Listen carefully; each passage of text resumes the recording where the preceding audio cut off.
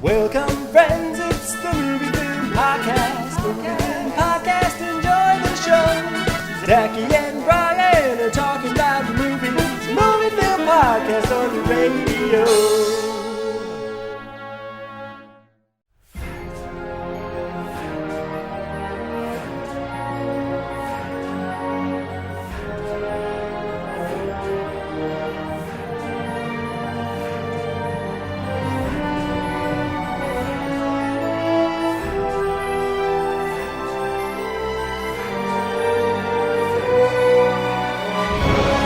Welcome to a movie film commentary track. I am Zaki Hassan. I'm here with Brian Hall. Hey, how's it going, Zaki? Hey, we are about to watch, for me, for like the 58th time, The Phantom. Really? I've watched it a bunch. Oh, wow. I mean, I knew this was a film. I guess I didn't realize that it was that much a part of your film. I would say I know this movie well enough that like I know what comes next. You know what I mean? Mm-hmm. When you're watching a movie, I know the music cue that's coming next and stuff like that. Oh, wow. Okay. So okay. I couldn't necessarily quote it for you chapter and verse, Right. but I could be like, this scene is next. This is going to cut to this. Mm-hmm. You know? Oh, okay. Okay. And I only bring that up because I think for you, this will be your second time watching it. That is correct. So I'm very curious what the energy level is going to be like in this conversation. I have no idea. This is folks. This is what's called podcasting without a net. That'd be a good title. We should snag that up. We should. Cast in without a net, or I don't know. That it should literally be two people doing a wire walk. While talking about, like talking about the salmon fishing industry or something, you know, like, like you bring in an expert in different topics. It's sort of NPR, educational, whatever, but they're on a tightrope without a net. Without a net. Yeah. And so you listen to every episode not knowing if it is in fact the last episode. Yeah. And you might be disappointed because if you're learning about, architect I.M. Pei and he falls, the expert, like you're not going to get the ending. And that's kind of the thrill of the podcast. So what I decided when I mapped out the structure, yeah. Splat. Well, it's going to be another short episode this week, but thank you once again for tuning in to Casting Without a Net. Here's a word from our sponsor. Yeah. Casper mattresses or blah, blah, yeah. We're not doing that this episode. Anyway. Yeah. We're watching The Phantom. Yeah. My second time. I will be leaning forward because I don't know this movie very well, so I will have to pay close attention as I watch. Now, this is a movie that celebrated its 25th anniversary just a couple months ago. Wow. And I had told Brian, hey, man, let's do this. This is the 25th anniversary. Let's do a commentary. And Brian responded thusly. Okay.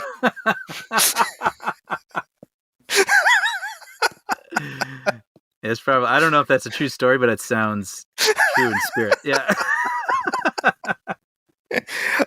But like I said, I've seen this movie so many times. I'll just say it. I love this movie. I have a blast every time I watch it. Every time I watch it, I'm a child of 18 years old. I don't know how old I was when this movie came out, but I'm not like a little kid. 1996. So I would have been about to turn 17. So I wasn't quite like a 6-year-old. Right. But when I watched this movie, it made me feel like a 6-year-old. Yeah. So through the transitive property, when I watch it now, I feel like a 17-year-old who feels like a 6-year-old. And there we go. Now, if you could expound upon... Ooh, that's going to end our commentary short this week. So here's a word from our sponsor, and this is going to be a fun chat. I genuinely have no idea what you thought, but I certainly have many thoughts about the making of this movie and just the history of the character. I have lots to say. Yeah, I'll hold them for the thing. And this is all this is me forcing Brian to listen to me talk about the Phantom. That's all. That's this entire, actually, all 9 years of this podcast have led up to me being like, you said that one time in 2003, you don't want to hear what I have to say about the Phantom, Brian. Mm-hmm. Well, that check is coming due. I'm imagining you talking to your wife one night, like, I just don't think I'm going to get Brian to be able, get him to watch The Phantom. I mean, I don't see any way that that's possible. And she's like, well, there is a way. But, how much are you willing to commit? She woke up in the middle of the night one night and she just saw me standing next to the window gazing out. At the moon. Just bathed by the moonlight. She's like, Zaki, not again. Well, it worked.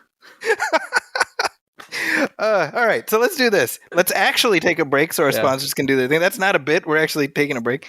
And then we'll come back and we'll watch the theatrical cut of The Phantom, which is the only cut. So if you want to watch along with us, cue it up.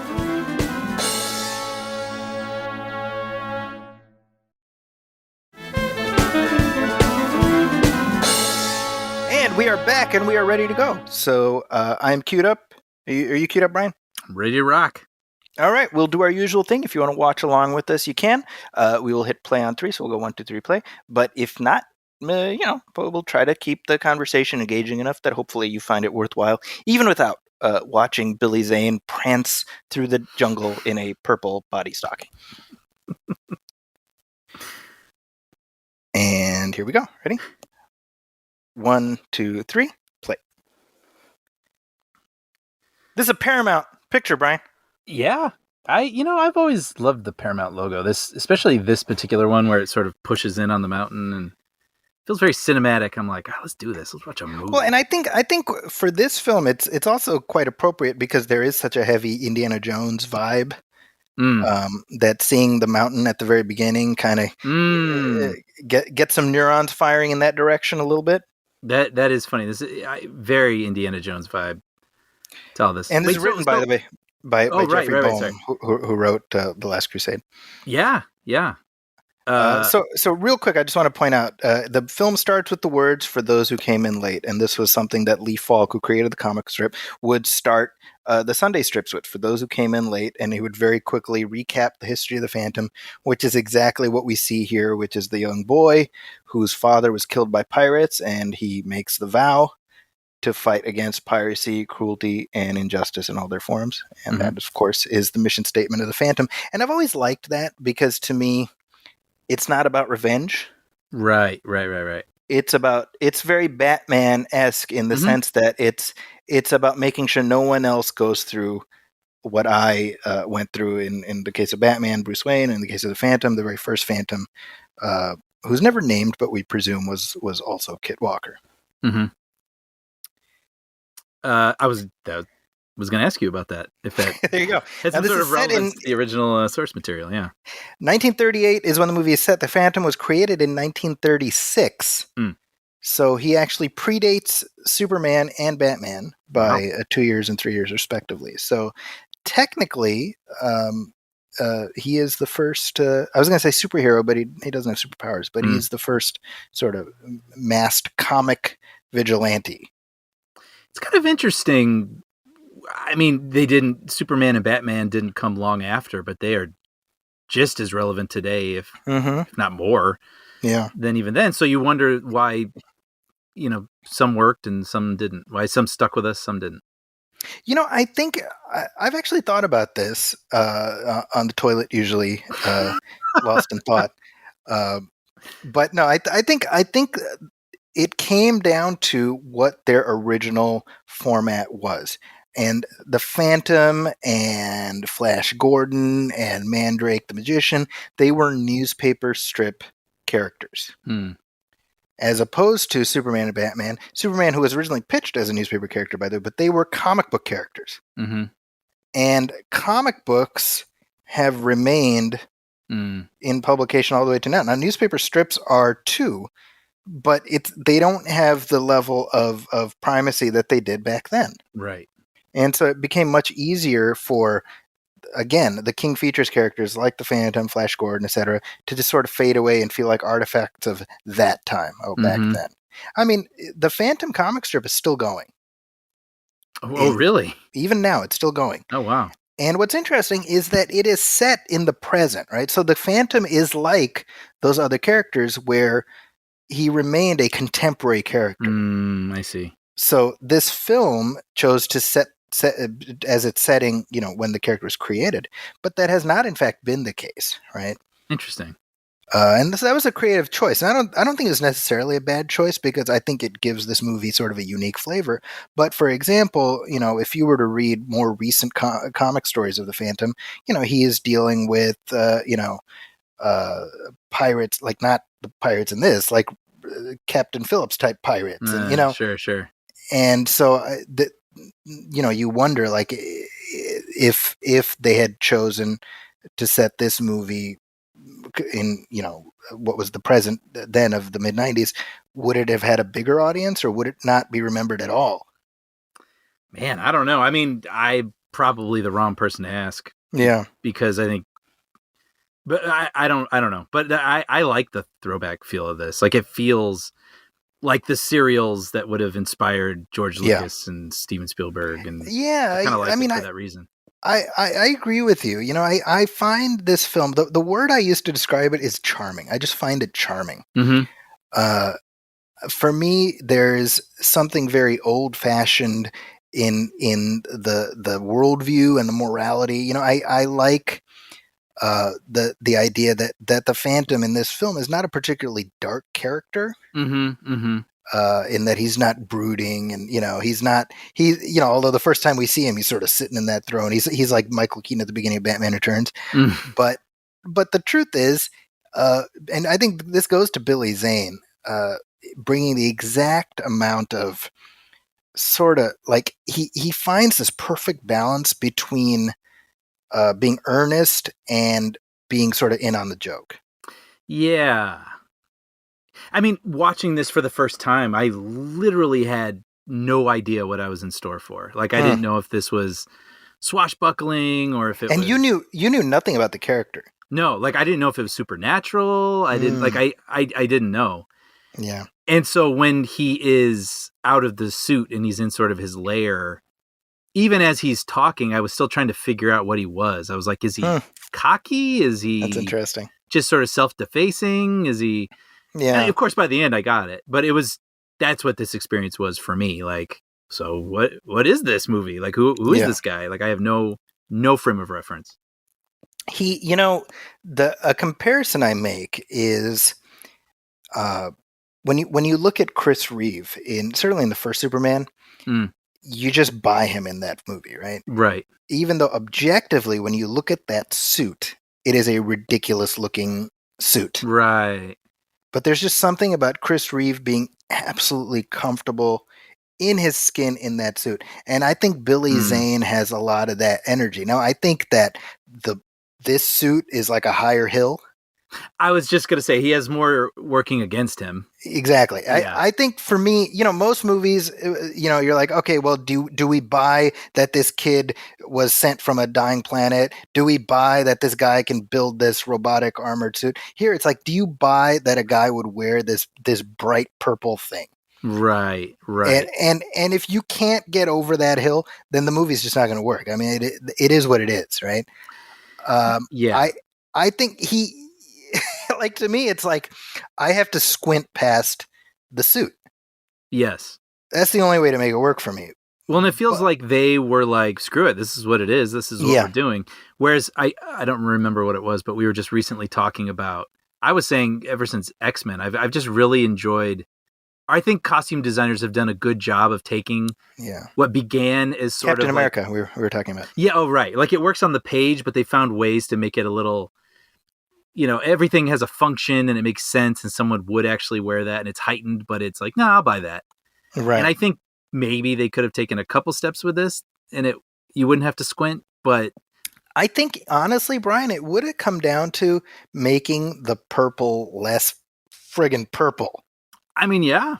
Like, just dial it back to gray purple, purple gray, like, just a little bit, Well, and he also... There's no, like, knee pads or even armor sort of resembling sort of things on it. So he looks like one of those guys in the green screen suits.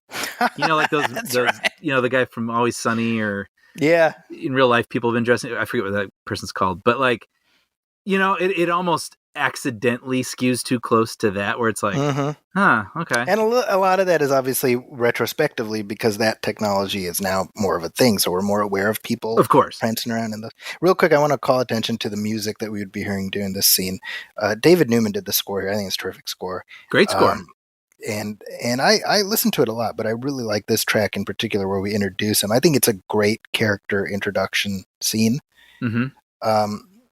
And going back to what you were saying about the suit not being armored, part of the reason for they actually built him a muscle suit similar to sort of Keaton's Batman thing, and Billy Zane shows up just rocking a muscle-bound body because he was training, and they were like, "Well, you're going to look too big in the muscle suit, so let's go with the body sock." Right, the body sock. Yeah, Now the among the three characters here. On the left, that's Casey Shimashko, who is 3D in the Back to the Future movies. Oh. And Billy Zane, of course, is Shades. So this is a little reunion of Biff's goons. Oh, how funny. Well, that's cool. And I guess I was looking up stuff about Billy Zane, and I didn't realize Back to the Future was his first screen role. I know. Crazy, right? Yeah. What's funny is that this is 96 and then he did Titanic the year after. Oh, wow. So in 2 years he goes from playing like the nicest nice guy to the just the worst bad guy. Yeah. He plays Johnny Mustache Twirler to borrow a phrase from Brian's vernacular. You know what? He's so good at it. And he's your fiance, like, ooh, I don't like him, Cal. Yeah. You get that little flop of hair, like, oh, damn it all to hell. He's so good in that role. I love it. This is cool. Like, again, I don't know what I'm in for here, right? And it's like, he just rides on a horse. You know what I mean? Like, it's something that I really appreciated about this movie, and I think that you probably realized I would like, is as much as I love the current crop of movies, I do, but like, there's just something so fascinating about watching an adventure film pre-CGI. Yeah. I mean, CGI existed, but pre everything being dependent on CGI, extending backgrounds, fake buildings, da-da-da-da-da. And so this is all, for example, when I was watching this very scene where he's on the truck, well, you can't help but think of Raiders, but surprisingly, first I thought of Kingdom of the Crystal Skull, where that whole jungle sequence just feels like a soundstage. That's right. Just looks kind of like, ugh. And this looks like, damn, they got a truck and a path, and somehow they got a camera out there. Like, and they're just doing it, man. It just looks tactile, and I just think there's something subconscious about it that makes it a little bit more harrowing. I agree with that, and that's something that I sort of glommed onto very early on because I saw this. I didn't see it first run. I actually saw it when it made it to second run theaters. Yeah, but I plugged in right away to that, like the fact that it, and this is like predates blue sky beams and all that stuff, but like there was just a sense of reality and believability to the scale, right? I think we get some pyrotechnics in Act 3, but I do feel like there's like a slow ramp up to that, so it doesn't feel out of the blue or out of the purple, if you will. But like this whole sequence here, you can understand what's going on. Yeah, and it looks dangerous. And there's a sense of like, okay, this is the situation he's in. He's got to do this. He's got to get there. Like there's a progression in the scene. And for those of you who are just listening, we're watching this cargo truck just get flipped upside down on this rope bridge. Mm-hmm. Those things are just terrifying in general. I say this all the time. Oh, yeah. Actually, Federica and I and my parents, when we were visiting my parents in Oklahoma, there's one out there. And we were like, we got to go. So we went out there and walked across it, and it was awesome. Scary, but awesome. Well, there you go. Now you too can be the Phantom. That's a thing. Yeah. But no, I'm with you. I mean, I think we're speaking to two different things, but completely related, because I agree. Like, I like it when there's storytelling in the action and not just melee. Right. I like it when it's, okay, he's got to get to this and do that and accomplish this so they can get out of that. Like, that's trackable and satisfying. And I also think, obviously, there's some trickery here, like there, and whatnot. But like, seeing this bridge with this truck, which they obviously did film, right? It just looks like I say, it just looks dangerous. And there's getting ahead a little bit. There's an airplane sequence, with a horse and everything. And I was like, wow, man, that guy's standing on a plane. Like, right. Yeah. It's really exactly. dangerous. And it's really exciting for that reason. I mean, why the Mission Impossible movies work. Like, I don't demand that of every action hero these days to, to tempt death like that, but it works, like, so there's just something to it. I don't know. Yeah. It's a secret sauce I think people have forgotten to add to their recipes. So this right here, we're in the Jungle Patrol, and in the comic, the Jungle Patrol is actually established by the Phantom. Oh, and he's the supreme leader of the Jungle Patrol, but they don't know that he is the supreme leader.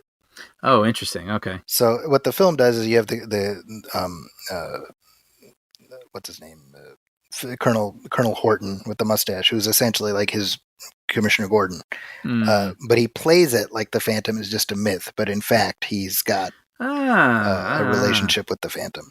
I don't know. Again, I've only seen it once. I don't know if I picked up on that, but like, that's funny that template's always been there, isn't it? Yeah, and I think because it's sturdy, right? I mean, we've got, when we go to the Skull Cave later, when you think about it, there's the Skull Cave, and there's the lair of the fox for Zorro, and there's a Bat Cave. I mean, it's part of a tradition, Yeah. And then this character here, Garand, well, I mean, gosh, he is Alfred, right? Yeah. So there's a reason. Yeah. Yeah. Interesting. I mean, even Zorro, right? He has his assistant Felipe, who is mute, and he pretends to be deaf mute so that he can be sort of Zorro's ears. Oh, funny. Because people talk around him and think that he can't hear, and so he's kind of his Alfred, Mm-hmm. I didn't know Catherine Zeta-Jones was in this, but seeing her, I was like, I gotta rewatch Zorro. You really should. I feel like I would love it for the very things I've been talking about. That's just a lovely movie. It's funny because when Zorro came out, it's really what put her on the map in a big way. Yeah, that's what I remember. And I had already known her from this. I was like, oh, yeah. How funny. It's interesting, well, wait, real quick, going back. So, I mean, there's a lot of Indiana Jones-esque feel to this movie, as you already said, Jeffrey Boehm, who wrote it, but also the director Simon Windsor. He directed a lot of young Indiana Jones. He did young Indiana Jones. He also did, for television, he did the Lonesome Dove miniseries, which is, if you've never seen that, I haven't. It's just a lovely series. It's terrific.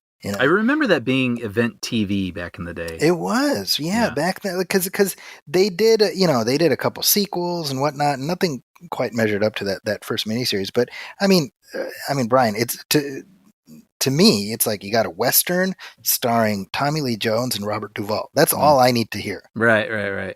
Sign me up, Yep. So he already had a handle on character stuff and effect stuff. Mm-hmm. And I think it's disappointing to me that he hasn't had more of a career path, like certainly in the last 10 years, in terms of features. Mm-hmm. But I think part of it is because none of his features really took off. I think he did Free Willy, other than Free Willy. Oh, right. But I think he did a lot with a relatively low budget here, because this thing cost like $40 million, $45 million. It didn't make even a fraction of that, unfortunately. Yeah, it made 17 million domestic. This movie opened opposite The Rock. Oh, wow. Okay. Now you're helping me to understand the moment in time. Yeah. Yeah. They both opened the same weekend, and this thing was just roadkill, which is not hugely surprising. But I think, and maybe this is my own sort of nostalgia, but I think the past 25 years have been kind to it, in that it's a movie that people tend to discover and appreciate. At least that's been my experience when I talk to people, which is kind of nice, Yeah, well, so Federica and I watched it together, and we didn't really talk about it while we were watching it. And I kind of went through a sliding scale where I was like, okay, so it resembled Indy so much that you can't feel what it lacks a little bit. But then you sort of like get on its wavelength. And then by the end I was like, this is great. This is fun. Like I really enjoyed this movie in the end. And we were both saying, I don't know that I would just blind recommend it, because I don't know that anyone could just jump in and appreciate it. But Federica was like, this is the perfect movie to show your kids when they're too young for Indiana Jones. I totally agree with that. And that's I can attest to that because this has been a rite of passage for every single one of the people living in my house. Yeah, which is funny because I didn't know what this movie was rated when I watched it, but somewhere in the middle, I was like, "This is PG, isn't it?" Like right? like a sense went off, and I think it had to do with there are guns, but I don't think you ever see anyone get hit, right? Kind of a thing, and so I mean, it's got that sense of adventure, but it's not explicitly violent, That's right. And it has kind of a camp tone, which is sort of interesting. Going back to the direction of it, because Joe Dante was originally going to direct this for Paramount, I guess, and then it was going to be a darker movie under him. Yeah, and that's why they wanted him to go, right? Like there was some sort of like. Well, I think that my understanding is it was less an issue of that than the scheduling. They essentially moved up the date in a way that he became unavailable. Oh, I see. And although I'm sure they did not want it to be as dark as, I mean, he had, like devil worshippers and things like that. And that's certainly a far cry from the PG movie we ended up with. Right. However, he's one of the executive producers for whatever that's worth. And I don't know that means he had very much involvement in the movie. Yeah. When I saw his name at the beginning, immediately I was like, oh, I bet he was attached to this at one point. And then, right. And then they just contracts, but that's how these things work. Yeah. His thing, he said, was more tongue-in-cheek. I actually have a quote here I thought was kind of interesting. So this is Joe Dante. He said, I developed the script with the late Jeff Boehm, who wrote Inner Space, as kind of a spoof. We were a few weeks away from shooting in Australia when the plug was pulled over the budget in the presence of a winged demon at the climax. A year or so later, it was put back into production, sans demon, only nobody seemed to notice it was written to be funny, so it was disastrously played straight. Many unintentionally funny moments were cut in a raucous test screening. Oh, after a raucous test screening, I foolishly refused. Oh, I'm sorry. I'm reading this terribly. They had this test screening. He foolishly refused money to take his name off the picture, so I'm credited as one of the zillion producers. That's funny. I did feel as if some of the humor, I wasn't getting it. At first, I wasn't sure what the tone of this movie was. And I can see where maybe some of it was maybe misread or performed a little differently. But I kind of agree with you. I think Zane knows what he's doing. Yeah, they originally were thinking about Bruce Campbell as the Phantom. Right? That'd be even more smirky. Yeah, see, and that's not in any way denigrating the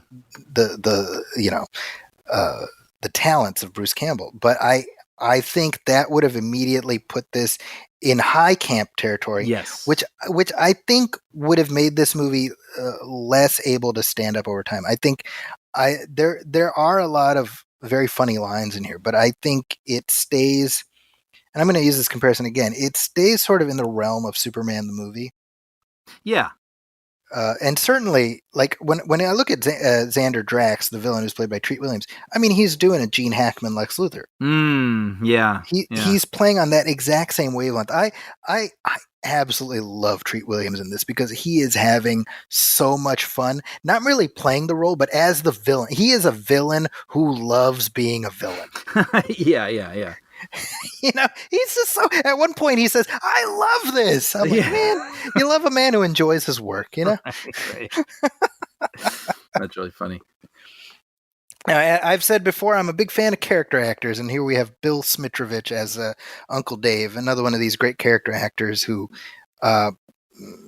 he's been in just like every cop show you can think of. He was in the pilot episode of Miami Vice, actually. Oh, really? Independence Day too. That's right. He's like the colonel or the whatever who sends them on the first mission against the aliens, right? Yeah. But he's just one of those guys who you plug him in and he embodies a certain personality, And he does. I mean, this is his only scene in the movie right here. We saw him earlier and here, and that's it. Yeah. But I like when movies do that, when they plug in sort of certain archetypal character actors and they're able to point you in a certain direction. Totally. Yeah. Oh, well, real quick, I wanted to bring up, so this Jimmy Wells character? Yes. Now that's the guy who's trying to flirt with the Diana in the kitchen, right? Correct. So now he apparently was in the comic and was it was planned that he was going to be the Phantom's alter ego, I guess, at one point. That I didn't know, actually. That was the original plan, but then I guess Lee Falk, the creator, changed his mind. But that's why that character first appeared. That actually makes sense, right? He's kind of foppish and kind of doing, Diego de la Vega, Bruce Wayne, that persona, right? Right. I actually like that. And the film is fairly true to the comic strip in that Kit Walker is not a person who really even exists because he is just the Phantom, right? Mm-hmm. And so in the film we see these, it's peppered throughout, where when he is Kit Walker he forgets that he's not the Phantom. Yes. Like it for him, it's because the truth is, all you have to do is look at Billy Zane, even outside his costume. You're like, oh, well, you're definitely the Phantom, right? And, because he lives in the jungle and he's just the Phantom. Right. And so he's like not comfortable not being in the suit. There's a moment later where he kind of does like the Phantom stance with his hands to his side. He's like, oh, wait a minute. I kind of like that they wove that in there. And then, he feels comfortable paying taxi drivers in jewels. Yeah, right. Yeah, you should be happy about this. Yeah. So this scene right here, I love how friggin' grotesque it is for a PG movie. Yeah. This is easily the most disturbing thing in the film, right? And I love how, to me, it's an example of what you can do without showing anything. Yeah, because it's worse in your mind. Exactly, right? We've seen Xander Drax with his friggin' microscope with the razor blades in it. Yeah. And then we hear the librarian just scream in agony. Yeah. Now, that being said, I'm just going to put this out there. I don't think Xander Drax is wrong here. I'm just going to say this librarian, kind of a dick. Remind me. I remember the scene. I don't remember a lot. The whole bit is Xander Drax asks the librarian, "Hey, so have you been like, giving my confidential searches to anybody?" He's like, "No, everything has to go through me. Nobody's seen it." Well, that's clearly a lie. Right. So I don't think he's wrong to be pissed at him. I'm just saying. Now, maybe don't gouge his eyes out, but is he? This is like a tweener for me. I might be borderline Team Drax here. I like to under the microscope, liar. I know. It like focuses in on the word liar. And it made me think like he had to go and get that little plate made and split it under there. Probably a lot of setup. Yeah. Just like, like he knew what was coming and he slipped it in there and like, here we go. A lot of setup for your ironic death. And then he very happily breaks his glasses in two. Right. And that sort of makes me think of that Twilight Zone episode. What's the worst thing you can do to a librarian or someone who loves books? Take his eyes away. Yeah. That's true. So the character of Garan, as depicted in the comics, he's sort of more of like a bit of an African stereotype, where he wears like a grass skirt type of thing, Nah. And so the film very smartly, the country of Bengal is fictional, and I think rather than make it, entirely African, they leave it vague where it is exactly. Mm-hmm. And I think that, in my opinion, that's a change for the better, where you have the character of Garan, who is, much more Alfred-esque. Right. Fits more directly into that persona. Mm-hmm. I like the idea that the whole mystique of the Phantom is that people think he's immortal. Mm-hmm. Yeah. Because the son always takes on the mantle, and it makes sense that you would have like at least one person who knows it's all just a shtick, Right. Yeah. I like that the character is called Ghost Who Walks. That's how people refer to him. Mm-hmm. I think when you think of like these superhero characters, like that's kind of unique in the pantheon, where it is this legacy that just continues on, and this is the 21st Phantom. Yeah, I like that. Yeah. So yeah, as I already said, but I was surprised when I saw Catherine Zeta-Jones. I was like, right. So this right here, this is Captain Horton. Yeah. And earlier in the film, he's like, "Come on, the Phantom, what kind of shit?" And you realize, it's just a bit. Yeah. And I was talking about Billy Zane being comfortable in a suit. Like, he's just sitting there chilling. Yeah, eating chips. Kind of like Han. Yeah, exactly. Fast and Furious. Yeah, I did not get the Alfred thing the first time I watched it, but now it's so clear. Him just walking into his cabin and the Phantom already there, like, hey, bud. Yeah, Like it's Batman and Gordon. Yeah. Right. Yeah. See this right here where he refers to Diana Palmer. He's like, oh, Diana Palmer, and he forgets that, oh yeah, I have a secret identity. Mhm. Like, and I like that that's kind of that's laced in throughout. Yeah. And right there he's doing that superheroic stance with your hands on your sides, right? Which nobody does normally, Right. But that's how a hero stands, Yeah. Going back to what I was saying earlier, like the thing that continually appeals to me about this film and the characterization of our hero is that he's just a good guy. Mm-hmm. And that's something that, I remember when we talked about The Rocketeer, that was something that I really, that especially as I get older, I really like. There's a scene where he like raises his voice to the little girl and then he apologizes right away. And I was like, that's just a good guy. Yep. And I see that here with the Phantom. He, again, it's not about, oh, I need revenge and the world did this to me. No, it's just, what? This is what I do. I help I'm people. here to help. Right. Yep. And he has that little boy character that he's kind to, and it's funny how you instantly know that the the guys at the beginning are the bad guys because one of them is about to elbow the boy in the face. Yeah, exactly. I do like this scene that as we come in on this scene here where James Raymar walks in and Catherine Zeta-Jones is carrying Christy Swanson. And she's just like, thanks for the help. Right. That's funny. Yeah. I like that the characters are, again, they're like just this side of camp. Like it's not Batman 66, but it is Gene Hackman and Ned Beatty and totally. And Valerie Perrine. It's doing that. Yeah, but there's something to the way that it's shot too, where it's filmed very earnestly. Yes. Right? Like even it looks, kind of like an Indiana Jones movie, just in the way that it's shot and everything. So capturing that camp through that lens, that's like it's a nice little, it's a tasty dish. I agree. And I think it, like this whole sequence here, like, they're in Australia. That's where they shot it. And it's not on a soundstage. And you can really see the difference, And if you look at how the Phantom, when he's lit, like the shot that we just saw, like he looks okay. Like under certain lighting, the suit looks fine. Yeah, that's what I was getting at. You look at this; that's a gorgeous shot of that ship and the crane right there and everything. But it's like if it had leaned into the camp even visually, where everything is bright, like an even light, and it just wouldn't.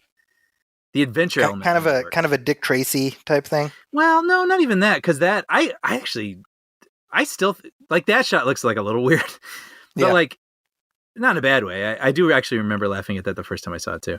No, I agree with you. It's we're watching the Phantom sort of shuffle across a rope. Yeah, my wife had kind of the same reaction. She's like, "Really?" But see, look at the way this room is lit. Like it's shadowy and it's. You know what I mean? Like it looks very cinematic, but if they had tried to make the whole movie camp and it looked more like Austin Powers, that's a better example. Where it's sort of flat. Yeah. That movie obviously is intentional in it. That's a really good point. Wow, I hadn't thought about that, but you're right. Right? I love that because then the adventure is palpable, but it doesn't betray the fun of it either. I gotta give it to them. They really pulled off what they were setting out to do. I think so, and going back to what we were saying before about how this really was kind of a disaster. There's no good way to interpret the box office results, Right. And it's surprising. Like I don't know how it did internationally, but it was a total wash domestically. I couldn't find it internationally. Yeah, I couldn't find it either, which leads me to believe that it didn't perform particularly well. Mm-hmm. But as time goes by, and we've talked about this before, like, do those numbers really matter? Because the movie exists and you can interpret it for what it is. Blade Runner was a disappointment. Right. Not to say this is Blade Runner. I'm not making that comparison. But we just look at that as one of the greatest movies of all time. Right. I like that. The way I think actually this moment might be where I finally got the movie. Where it's like him. I love bursting this when he takes the gun out of her hand. Well, he I love that. Goes down that laundry chute, and the way he lands is a little wobbly, like, whoa, what was that? But he's not, not disarmed. He's still, he can whip that gun out of her hand. It's like, oh, all right. I get this. That's it. Yeah. I think that, box office notwithstanding, this movie came out really the only time it could have come out, because I just don't see a movie like this existing today. No. You know? Which is kind of a shame. Yeah. Like the superhero paradigm has completely shifted. Yeah. For good or for ill. I mean. Yeah. I would like there to be sort of a spectrum to this. And I've said this before, we've been watching a lot of these sort of Rocketeer-esque movies, but I'm like, it's kind of too bad that there aren't movies that are a little lighter like this for kids. Yeah. I think there's something to be said for making a movie that captures an 8-year-old's imagination, and it doesn't have to work for me necessarily. Right. Because that's going to bring them in and get them excited about these types of stories. And then they're going to watch all the stuff that we love, Yeah, I mean, I've said to you, I've gone through all these old timey hero movies with my kids, and they're very earnest about how they take them on. They don't look at Billy Zane as looking silly. Like I think there's sort of like an exact age where you would just be like, yeah, no, that's what the Phantom wears. Yeah, exactly. I'm surprised how, now that he's in broad daylight and getting beaten up by goons, like, I'm like, yeah, no, I get it. Like, it works.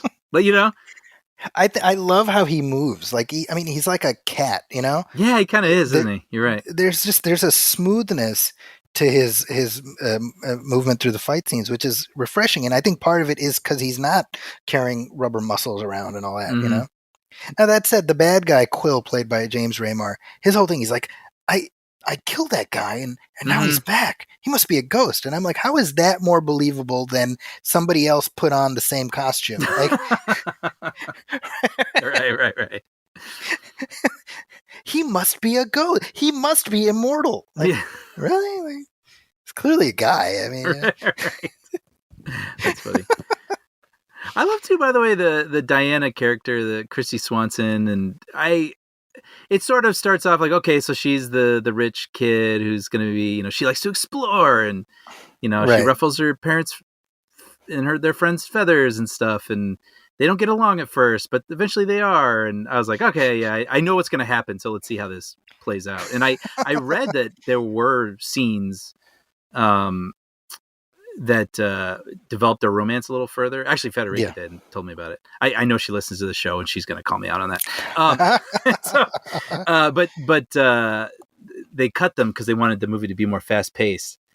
So knowing that, I was like, oh, it would have been nice to see maybe a couple more interactions. But for the most part, I kind of believe they're growing interest in each other. I think it works for what the movie is. Exactly. Right? That's even better put. Like, it's not a romance for the ages, but for this film, I enjoyed their interaction. Like in the comic strip, Phantom and Diana eventually get married, and they have twins, I think.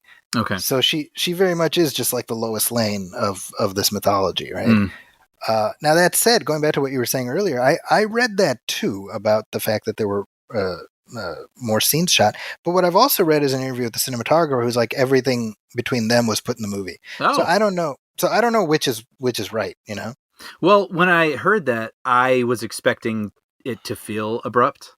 Sure. But I was like, no, I'm enjoying, because they aren't overtly like, I love you, at any point in this movie, but they're, dynamic, I feel like makes sense.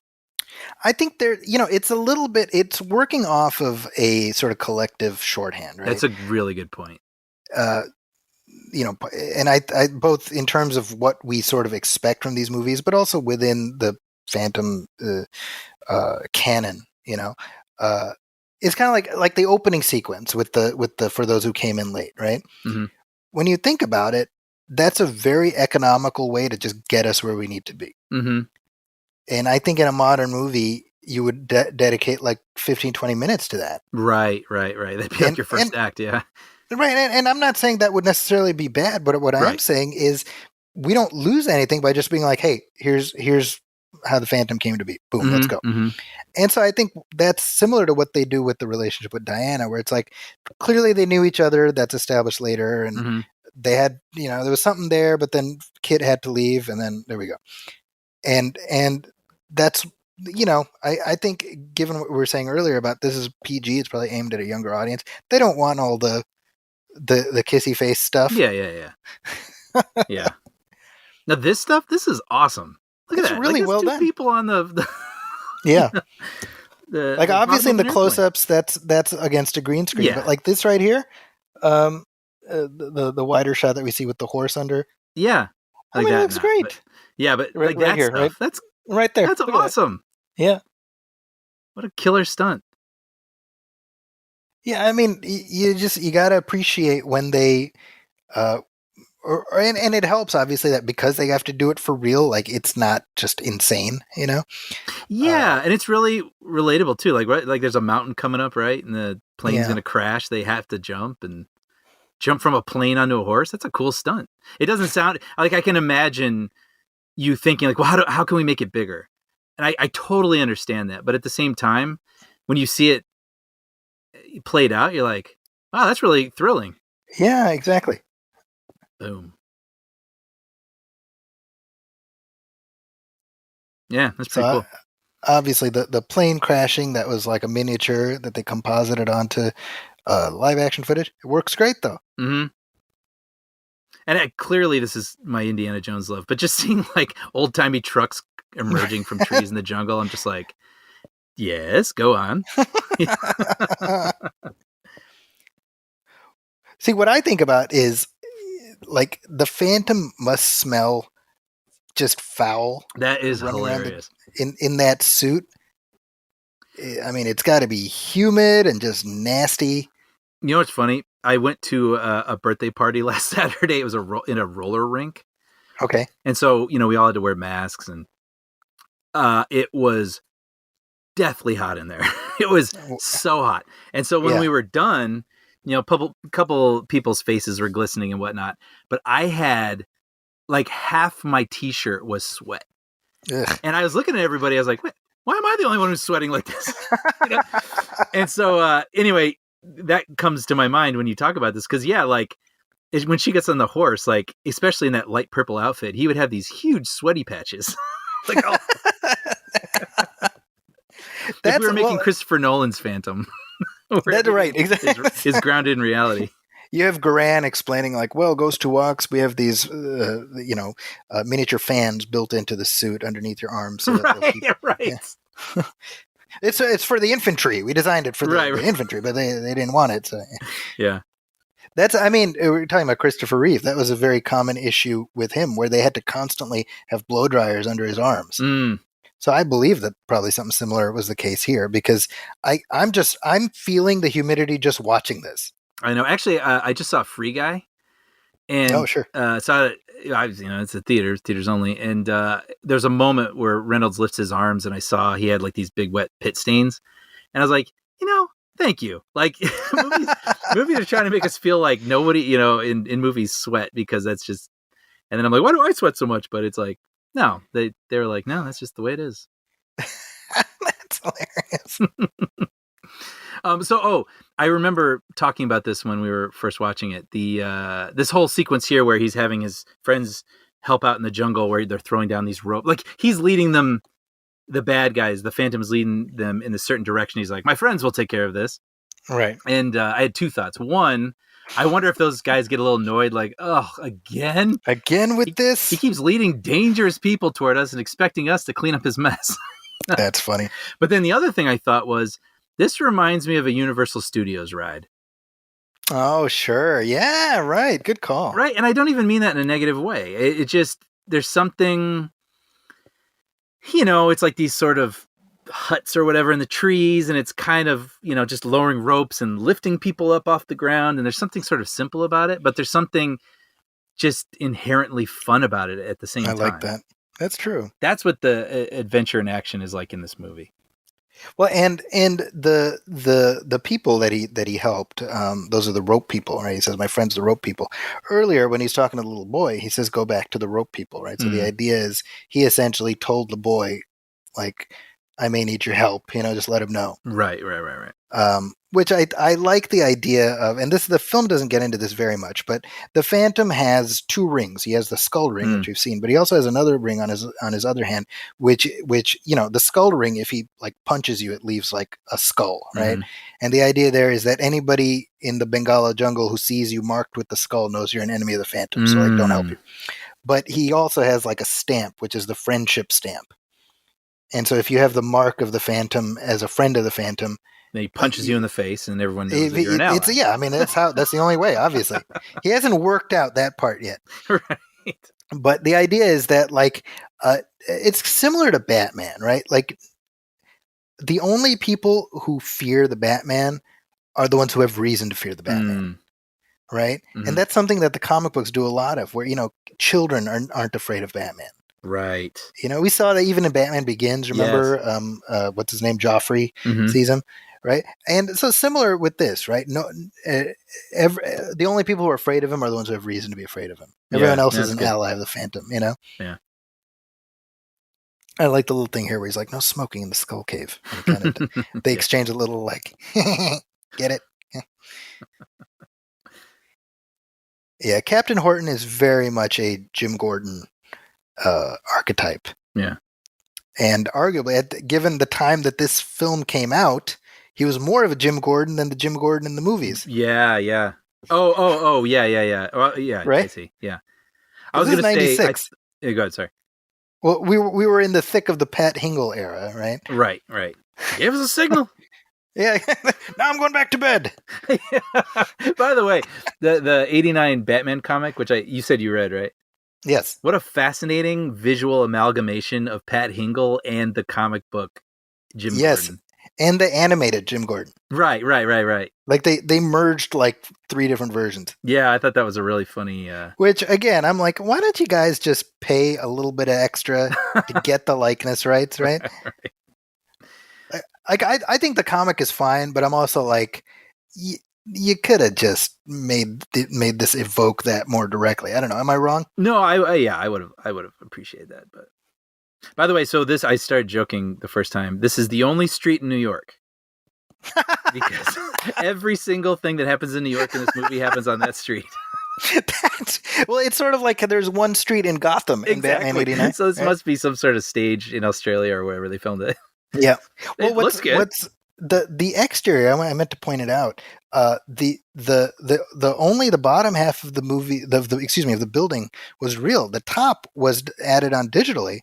Oh, wow. And I'll be damned if I can tell. No, I had no idea. Actually, that's why I was thrown for a loop, because I thought, wait, I mean, I know this isn't New York, but it doesn't look like the Batman stage either, where it's like you say, one street, but they also can't pan up, Right, yeah, that's true. Good point. I like his delivery here where Catherine Zeta-Jones is like, yeah, I polished it with some toothpaste. And he's just like, toothpaste? That's nice. That's great. Yeah. I think, again, to me, Treat Williams in this, it's like Frank Langella in Masters of the Universe. Yeah. Like he has committed. Yes. He's found his, I mean, they're on different wavelengths, but he has found his wavelength and he is all in, baby. Yeah. He's a lot of fun, especially in that scene in the museum. Yeah, exactly. Yeah. Treat Williams. So this is how it's like in my house. Treat Williams is in the movie The Late Shift, which is about the Leno Letterman thing, And Treat Williams plays Mike Ovitz, who was a high-powered agent, and then he later became head of Disney. So I watched this with my family, and then like 2 weeks later, I watched Late Shift first, and then I watched this a couple weeks later. And my 10-year-old, he's watching this. He's like, "Is that Mike Ovitz?" That is so your family, yeah. I love it. We're watching some interview on YouTube, and my same one, 10-year-old, he's like, "Oh, so that's what Warren Littlefield looks like." That's a weird conversation I have with a 10-year-old.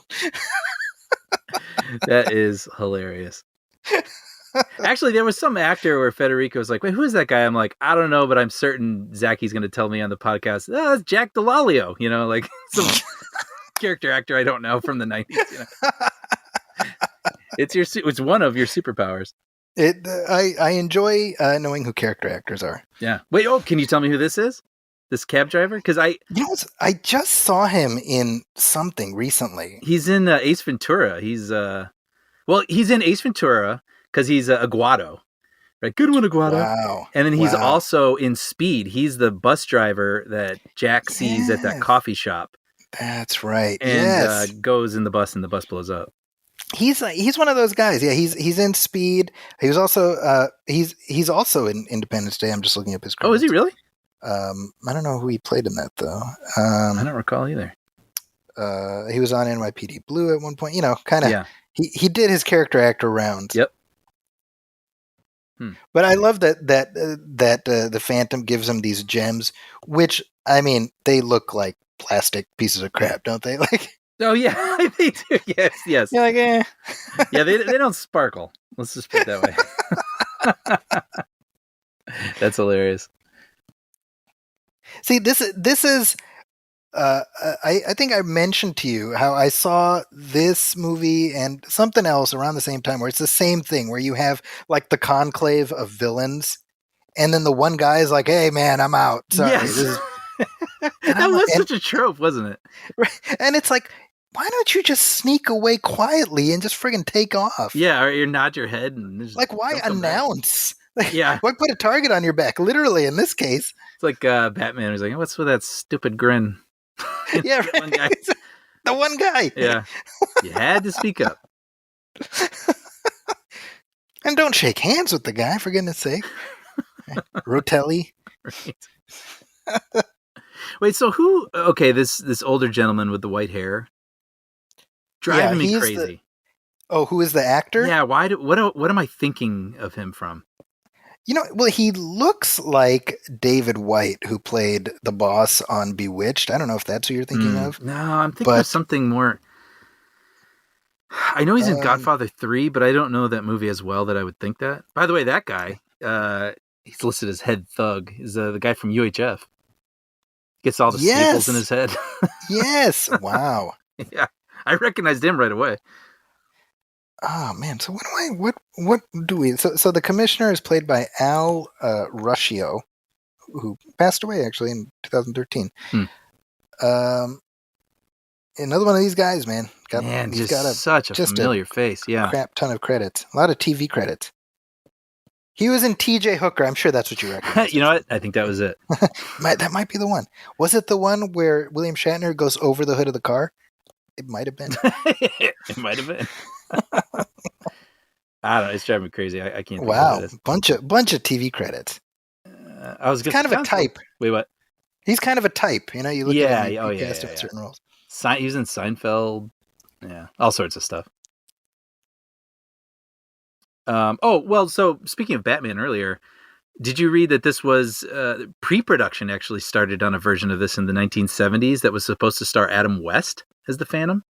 I'd heard that, yeah. Yeah. I can see that. I can definitely see that. Yeah, absolutely. Because I think that's what makes that show work is that the villains were really camping it up, but Adam West was playing it totally straight. And kind of the same thing where the suit looks ridiculous, but damned if he's not, selling the hell out of that suit. Selling it, yeah. I can't believe even as a grown man, I saw something recently where it was joking about his dad bod Batman. I was like, you know what? Maybe it's just because it got me at the right age, but I'm like, nah, I still buy it. I still, I've read something like that or like Pudgy Batman. I'm like, look, I mean, he was in shape relative to what it meant to be in shape in the 60s, right? When he put like a big rubber band around his belly, and probably shook, he worked out. Right, exactly. He 1960s worked out. So Billy Zane is wearing a rug through this whole movie. It looks good. It does. And my understanding is at this point, like he wasn't even like balding per se, but he shaved his head because it was just easier to wear the Phantom headpiece. Yeah. Right. and he's, I mean, Billy Zane is like handsome bald. He lucked out. He wears it well. Yeah. Yeah, right. He lucked out where he looks good bald. But Right. at this point, he was still playing, people with hair. Yeah, I guess I was looking it up, and his big breakout role was Dead Calm, which I've never seen. Yeah, with Sam Neill and Nicole Kidman. With Martin Campbell directed that movie, I think. Oh, really? I think so. Let me check. Okay, and I think that was 1989. That's right. Somewhere around there. I remember that. Yeah, he was a villain in that. Oh, I'm sorry. No, it wasn't Martin Campbell. It was Philip Noyce. Okay, Noyce. So Noyce. Phil Noyce did he did Patriot Games. He did Clear and Present Danger. He also did a movie which, Brian, you should really watch. It's really good. It's called The Quiet American from like 2003. It has Michael Caine and Brendan Fraser. Yeah, it rings a bell. That's fantastic. You know what else Phil Noyce did? The Saint. Ah! Wait, we haven't done that, have we? A commentary for The Saint? Oh, we have to, right? I haven't watched it since the 90s. I almost feel like we've talked about that movie enough. Where I almost feel like we need to now, yeah.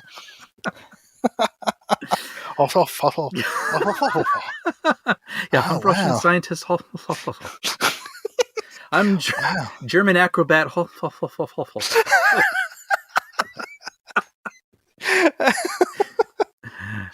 this is the first time we really get a sense of their backstory. Yes. And I think in terms of just being functional, it sort of catches us up to where we need to be. Mm-hmm. In the sense that, at the end of the film, when she's like, I'm ready to go, Phantom, or should I say Kit, and it's like, well, everyone on Earth who meets this guy should be like, well, clearly he's the Phantom, right? But I think it works in the context of the movie because really no one else knows Kit Walker. She's the only one who knows him. Mm-hmm, mm-hmm. So she's the only one who would make that connection. Right. In the comic strip, generally speaking, he's not stateside very often.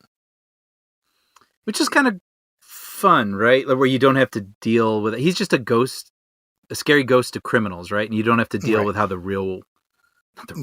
You know what I mean? Like, just like, what does the New York Times think of this guy? Right. You know what I mean? Exactly. Yeah. But like, yeah, where people are lost on maps and ships, those are the people, and doing wrong. Those are the people that have exactly. To, and I think going back to what we were saying about the decision to set this back then. Yeah. I think it works in the favor of this character existing. Right.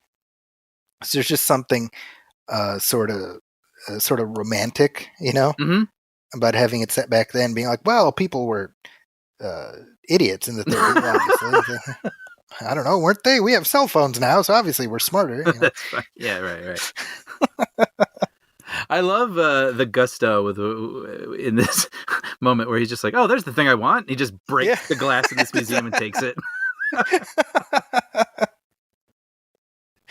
The banter here, I think, like, you can imagine like a Bruce Campbell, right? Mm-hmm.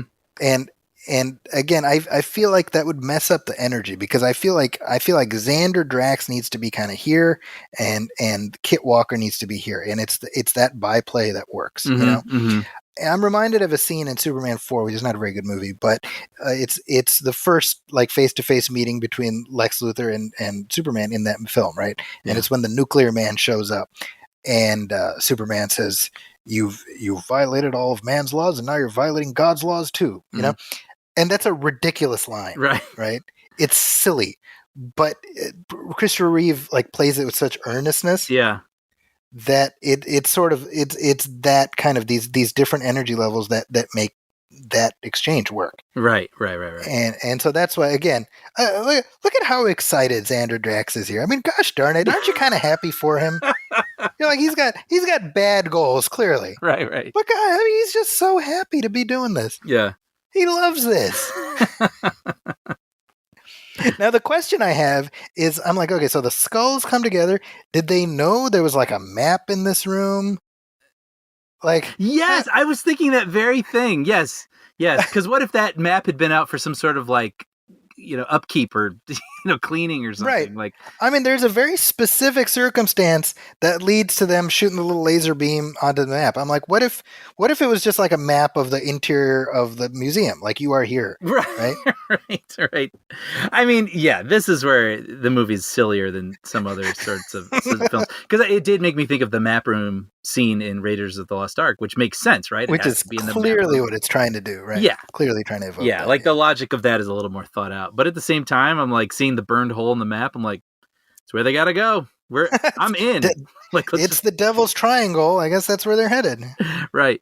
Wait, so the Devil's Triangle, is that like the Bermuda Triangle? Is that actually a term that people ever use, or is that from the comic? Or the Devil's Triangle is an invention of this movie. Okay. No, I'm sorry. No, it's the Devil's Vortex is what they call it. The Devil's Triangle is what we in the real world called the Bermuda Triangle. That's what I thought. Okay. Yes, that's right. In the movie, it's the Devil's Vortex. Right. That's right. And later on in that, he's so excited. He's like, "Hey, did you hear? We're going to the Devil's Vortex." Wow, this is a man who just loves his work. I know.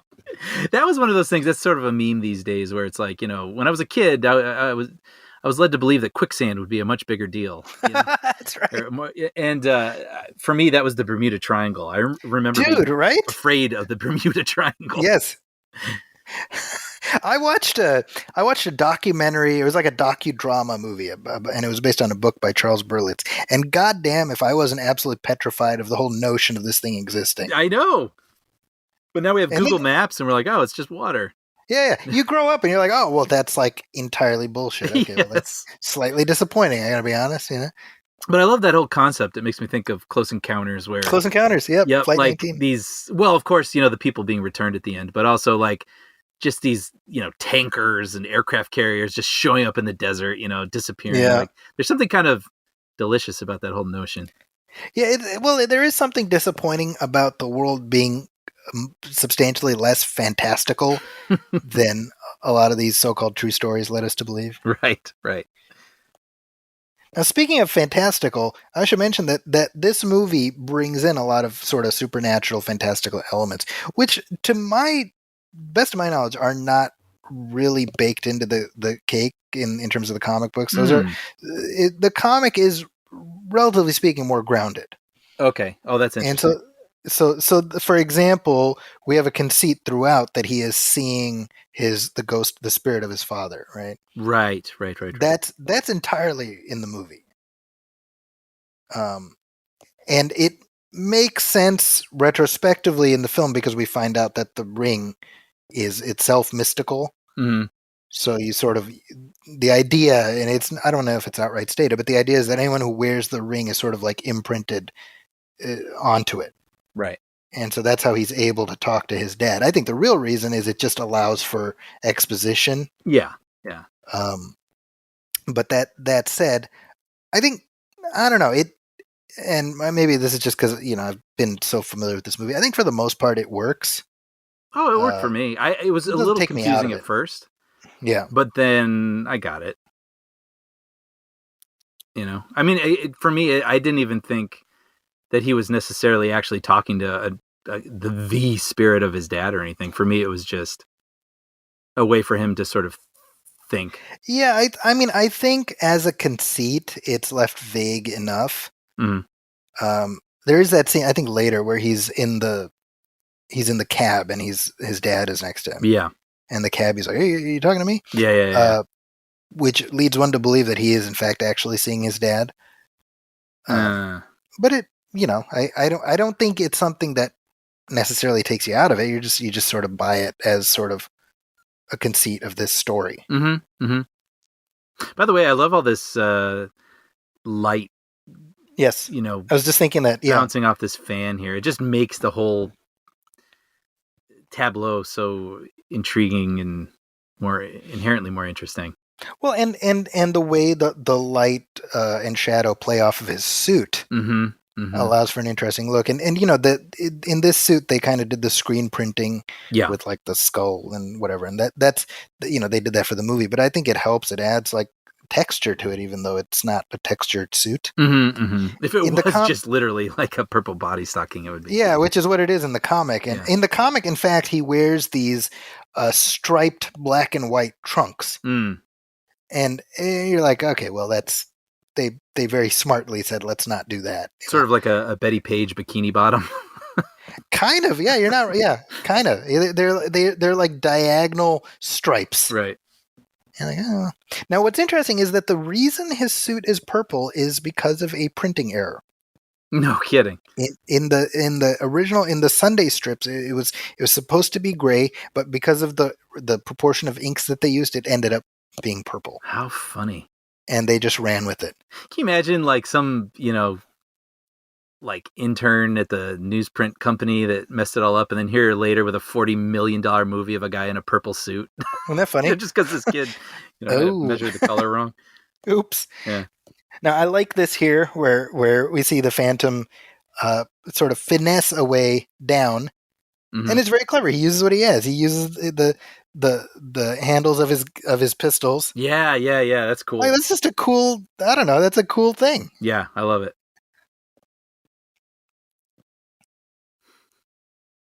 I think it's actually right here coming up. This is one of my favorite little things in this movie. It's coming up in just a second when we see the Phantom get out of the thing.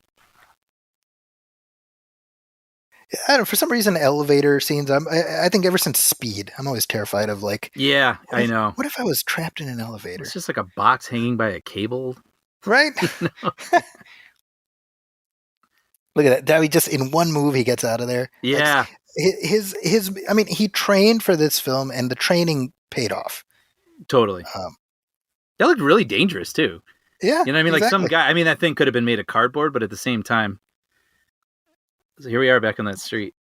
Right here, look at this. So he picks up the purse and gives it to her. I love that. That's just this little thing that I love. Yeah. He's running through there. She drops it. He picks it up, gives it to her, and then keeps running. I'm like, because that's a fan. He's just a good guy. That's what he does. Totally. I mean, when you think about it, that was a moment that either they scripted it and made sure to include it, or it just happened. But either way, they included it in the movie. Right. And that's just this little choice that illuminates who your character is, you know?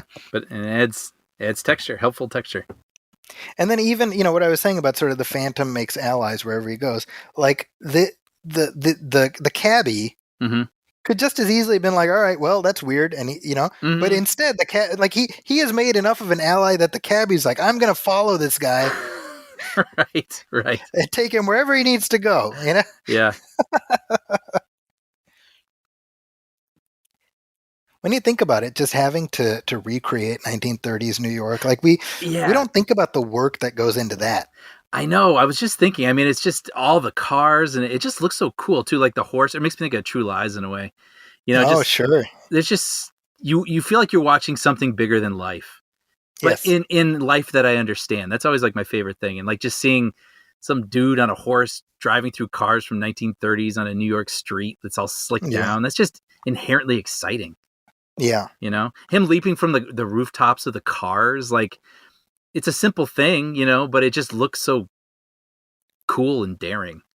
Yeah. I mean, going back to what we were saying, I mean, I think the fact that they actually took the time to shoot it on location as opposed to against a soundstage. Right. Just look, I love that bit right there where he gets out of the bushes and he's kind of crouched over. Yeah. Billy Zane really loved playing this character. He talked about that in interviews. And I think it's a shame that that commitment wasn't really rewarded, because he really invested a lot into it, Right. So the I guess the LA Zoo at Griffith Park is doubling for Central Park Zoo here. Griffith Park gets a lot of mileage in these movies. Yeah. Nice lens flares in this movie too. So this here, where we see that he's in the cage, and the tiger does nothing to him. It's kind of interesting because I think there's a lot of ways you can interpret it. I'm kind of like, is it the ring? Is there something? Because the ring is a bit of a MacGuffin, although we don't realize it until later. But you kind of like, well, if the tiger is like doing that to people, why wouldn't it do that to him too? Mm-hmm. I don't know. I The guess tiger knows he's a good guy too. Everybody knows. Yeah, Tiger knows yeah. he picked up the purse, and Tiger was appreciative of that. So Yeah, it's a vibe. it's just Animals a pick vibe. up on it. He's like, if you're walking around comfortably and confidently in that purple suit, you must be a good guy. That's like cats, right? Cats can always pick up on the person in the room who doesn't want anything to do with them. That makes sense to me. I love this here. What is wrong with you? Why are you so mean? Like, I mean, to me, it's like that's how kids would talk to each other, right? Right. Why are you so mean? And then Treat Williams is just like, all right, everybody, just shut up. Yeah. I That's do how like kids talk to each other. And well, Treat Williams is channeling me, like in the car with my kids. Right. Sorry, you were saying? No, when Zeta Jones sort of turns around, like thinking about what's just happened. Right. I was like, oh, is she going to turn? Like really? Yeah. And I was like, I like that. Like, like all it took was one person being like, why are you so mean? Right. Why am I so mean? I don't know. I just made her a little bit more interesting. And then later they have that moment where they're the only two women and they're like, let's stick together. I like that. Well, I mean, her character's name is Sala, I think. She's just really horny. That was my takeaway. She's just like making out with the Phantom. She's just, That was funny, basically. Yeah, this guy just drops from the ceiling and she just grabs him and makes out with him. Yeah. But it was the 30s, She must be bad, I guess. Yeah. I read somewhere that Jenny McCarthy and Jennifer Lopez auditioned for Sala. I was like, that's the most well, not the Lopez so much, but I was like, Jenny McCarthy. McCarthy. I was like, that is the most 1996. She went straight from her Singled Out taping of that day right. to was Singled Out still going in like 96? I think it was, right? I think, yeah. But I guess Zeta Jones had worked on Young Indiana Jones Chronicles, and that's right. Yeah. Zeta Jones was actually in the TV miniseries Titanic the year before. I don't know that I remember this. So before Cameron's, there was like a TV miniseries? Yeah, it was like a TV miniseries that I believe aired on CBS. Okay. And yeah, this was like definitely, yeah, it was 1996, so it wasn't 2 years early, it was the same year. And it came out after The Phantom, so it was fall of 96. Mm-hmm. But it was like a year before the Cameron movie. Right. So that means she was in The Phantom, and then a few months later, she was in Titanic. That starred George C. Scott. Huh. Tim Curry was in that. It was very... Wow. Mary Lou Henner. Really? That's an odd name to have in there, but yeah. Yeah. Wait, so I've talked about this a lot. Like I love Titanic, and I would be interested to watch that version where I'm sure it features a lot of the same historical figures. Yeah. And just see a whole other interpretation. Right? Yeah. Wow. I mean, I only remember the ads. I never saw it. But this seems like it's a very similar.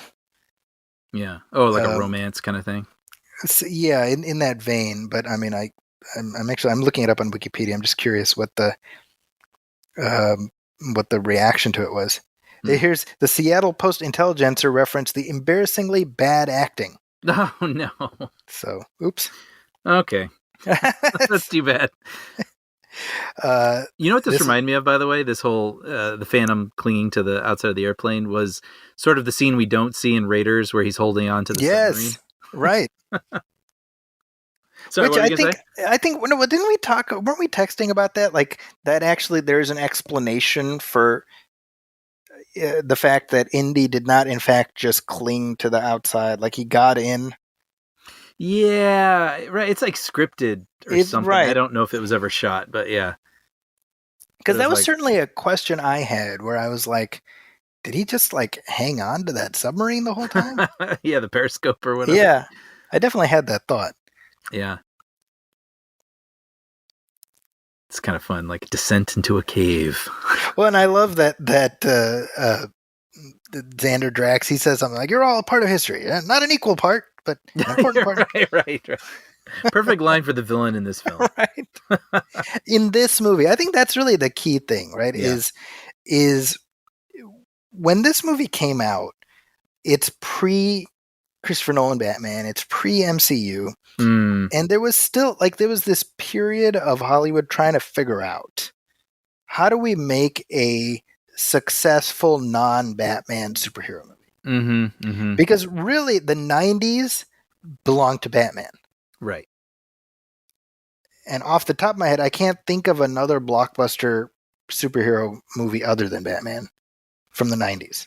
I can't either until X-Men, right? In 2000. Yeah, you had Blade, but that wasn't marketed as a superhero movie. That was a Wesley Snipes action movie. Right. Right? So we've talked before about like Dick Tracy, even the Phantom. There was The Shadow a couple of years before this, where it was like you imagine it was writers and producers and studio execs who were thinking about the heroes from when they were kids. And part of the reason these movies didn't take off is that these characters didn't really have any currency. Certainly, I remember when this movie came out, I was excited for it. Yeah. But I also know that when I read the Phantom comic books, when I was a kid in the 80s, my grandparents lived in India and they had Phantom comic books over there. That was how I became familiar with them. The Phantom was very popular over there. And Flash Gordon and stuff like that. And there was a cartoon show in the 80s, which you may or may not remember, called Defenders of the Earth. Which was, you had Flash Gordon and the Phantom and Mandrake the Magician and all these King Features characters. And they put together in like a little Avengers team. Interesting. And I remember watching that show being like, hey, it's the Phantom, But most kids didn't have that experience. Yeah, right. Obviously, right? And so now we're talking 1996. I mean, I very distinctly remember being in high school and everybody who had an opinion, their opinion was, what the hell is this, right? They had those Got Milk ads where it was Billy Zane sitting in the throne with the milk mustache. You know what? As soon as I'm like, wait, I remember that. I can picture it in my head, but I would have never accessed that again. I saw that when I was doing the research on this. Yeah. The marketing was pretty abysmal. Starting with the marketing slogan, which was "Slam Evil." Okay, because when I was about to watch this, I was thinking, who knows what evil lurks in the heart of men? The Phantom knows. Shadow. That's the which, shadow. Of course, is incorrect. Yeah. Yes. So I'm obviously mixing all this stuff up in my. Wait, real head. quick. Hold on. Pause. This is Kari Hiroyuki Tagawa.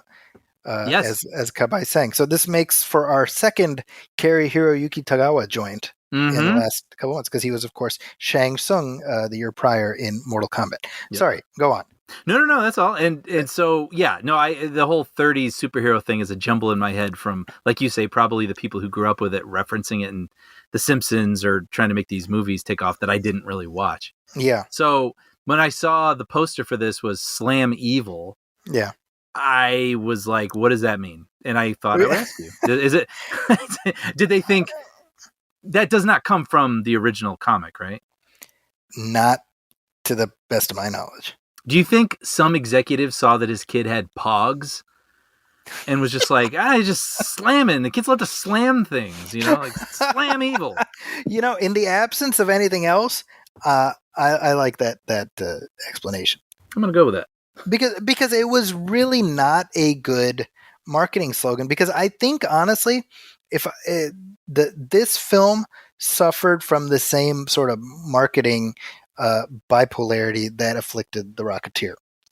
In that The Rocketeer was a film that was perfect for kids and the kid inside you, right? And the marketing didn't really sell that, and it did not make it something that parents would want to see with their kids, right? And that was PG also, I believe. I think, yeah. I think this movie, the fact that it's rated PG worked against it then, but weirdly works for it now. Mm-hmm. because it's ended up becoming one of these movies that people who did watch it when they were younger, they enjoy sharing it with their kids. But at the time, it was like, well, we can watch R-rated The Rock, right, with Sean Connery saying the F word, probably, or we can watch this thing about this character I don't know of with a bunch of people who I'm not super familiar with, and a guy in a purple body stocking. I do remember seeing The Rock in the theater, so Yeah. that must have just been my choice, I guess. Yeah, well, and that was most people's choice, right? Like it wasn't even like The Phantom was like a close second. I mean it just got creamed. I'd be curious. I didn't look at the trailers, I don't think, or maybe I did, but I think they should have played into the zip zoop zabulousness of it, and him on a horse and and make it like, come have a blast, but I wonder if they tried to make it look like Batman and kind of dark and something that it maybe wasn't. Yes. The trailer it's not a bad trailer. Yeah. It actually uses the Judge Dredd trailer music that Jerry Goldsmith wrote. He actually wrote the music for that film, but then he was replaced, and so it ended up in the trailer, his like Judge Dredd theme, and that sort of became 90s trailer music. Like I guarantee you, if you were to listen to it on YouTube, I'm sure you can find it. You'll be like, oh, I heard that in like 18 different trailers. Oh, funny. Okay. It's one of those. But I think fundamentally you're selling a character people don't know about. Mm-hmm. That's the issue. And it was the same issue 2 years earlier with The Shadow. Yes. You're selling a character people don't know. The Shadow had no cultural currency by 1994 with the mass population. Same with the Phantom. Now, by contrast, we talked through Dick Tracy, and something you and I both discussed is like we knew who we were aware of Dick Tracy. Yeah. So when that movie came out, it was like, oh, it's the movie about the thing. We know the thing. Well, and I also feel like it's very clear what it is. Yes. It's like calling Dick Tracy, and then him in a bright yellow coat and the street is green and like, it's like, okay, yeah, that looks kind of cool. Yeah. It's, I know what I'm walking into. I think it's a great point. I think these three movies in particular sort of get linked together. Rocketeer, The Shadow, The Phantom. Mm-hmm. They're linked together as the 90s retro movies that nobody watched. Oh. But what's interesting to me is the time has been pretty kind to the reputation of all three. I would say, having just watched them recently, I would say The Rocketeer is probably the best. I would put this second, and I would put The Shadow third. Okay. I was going to ask you if I should dig The Shadow up. Well, I have a feeling at some point we'll probably do a track because I know we've gotten a request for it at least a couple times. I almost feel like we should just close out the trilogy at some point. Sure. Would I recommend it? I would say with the same caveats.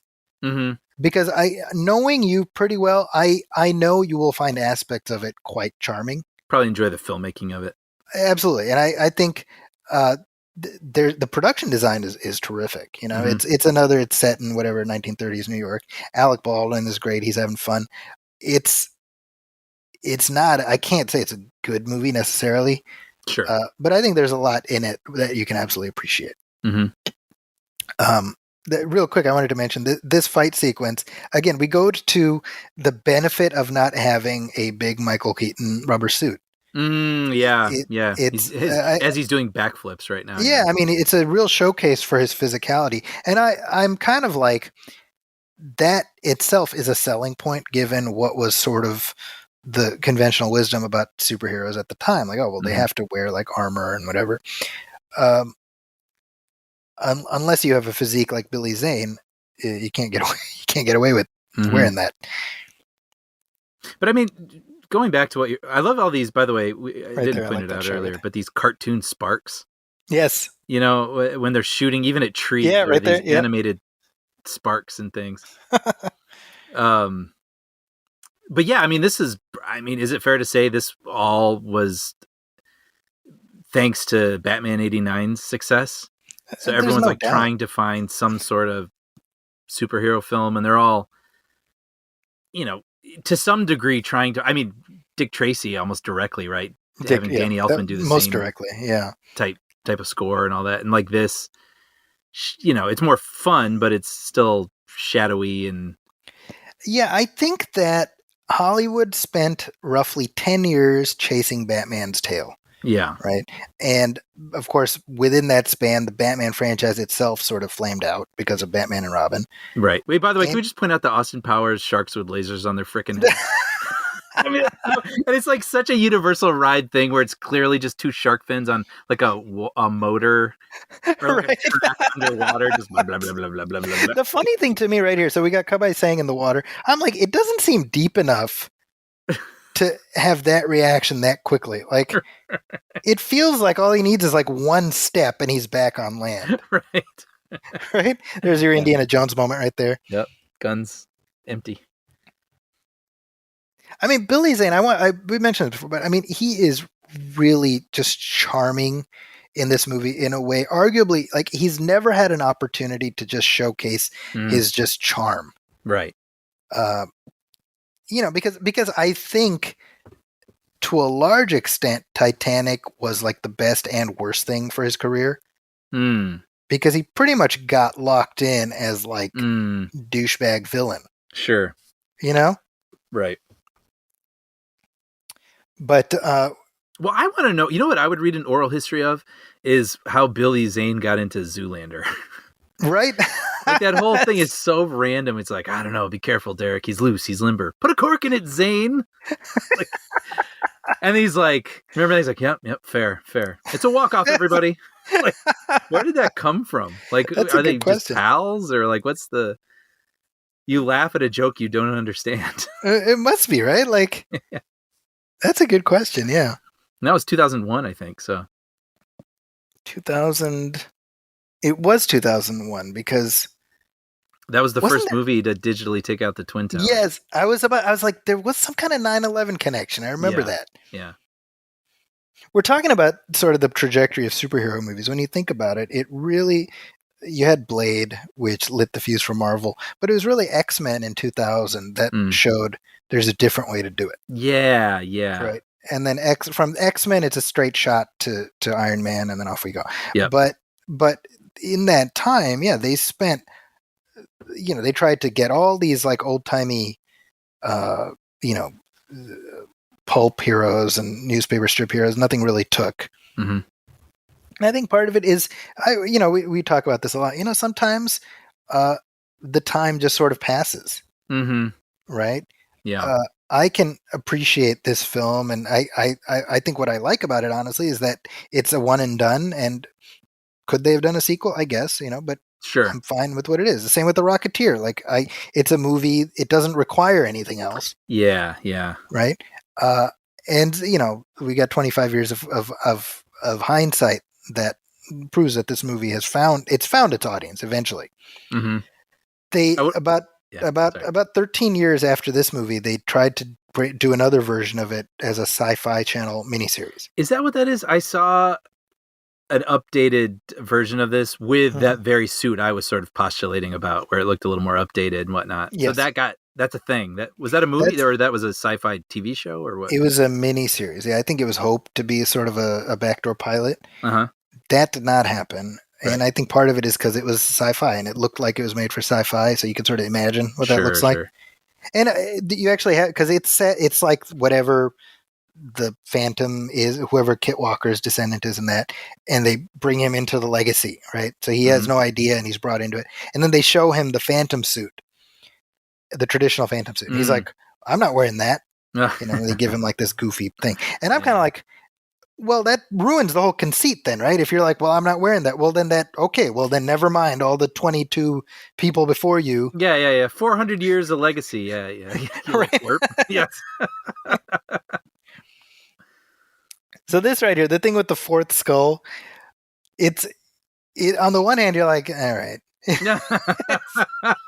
Right. But again, retrospectively, in terms of the movie, it adds a little bit of context to stuff like how he's able to talk to his dad, and etc. Like he's wearing this mystical artifact, and it has properties we know nothing about. Mm-hmm.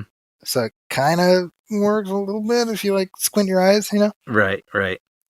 See, look at Xander Dex. He's happy even as he's about to be disintegrated.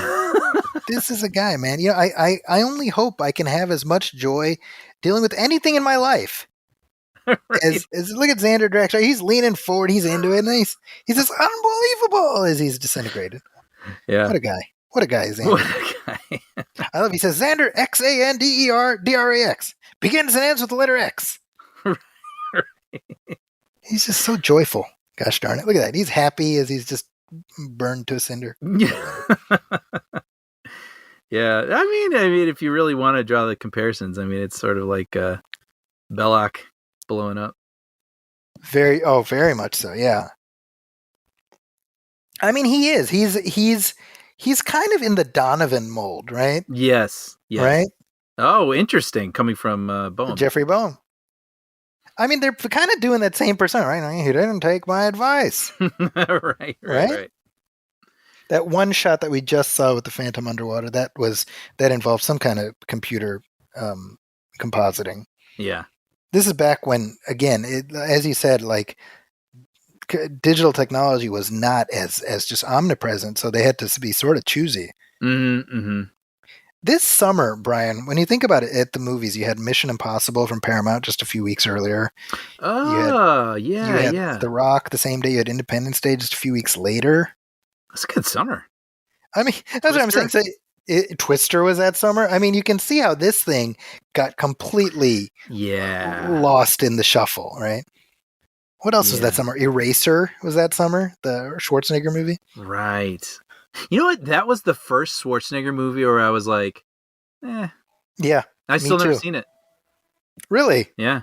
I did see it eventually. Yeah. But I agree with you. And that, if you remember, that was his first. Well, no, he had True Lies. Mm-hmm. But it was almost like he did Last Action Hero. That was his first flop. Mm-hmm. And then True Lies was kind of that did well. And then Eraser right after, it just kind of did okay. Right. So that was when the armor started to chip a little bit. And then he did Batman and Robin the year later, and that was pretty much the beginning of the end of him. Right, like The Sixth Day and all those sorts of things. That's right, Sixth Day. That was 2000. Yeah. That he did because it was Batman and Robin, and then the End of Days. End of Days. Yeah, I remember that one. That was like 98, I want to say. Yeah, it feels right. Late 90s. I like the music in this scene here. Again, David Newman did a really nice job creating a heroic motif for the character that you can play in a variety of different ways. You know, you can play it sort of up here, very heroic, and then a little more pensive. Mm-hmm. Like we were saying earlier, I like the underlying conceit of the Phantom, which is that it's a legacy that's passed on from generation to generation. I mean, that's what makes the character sort of distinct, even though for as long as the character's been in publication, it's always been the 21st Phantom. Oh, really? So they've never swapped it out. Like it's all, you know what I mean?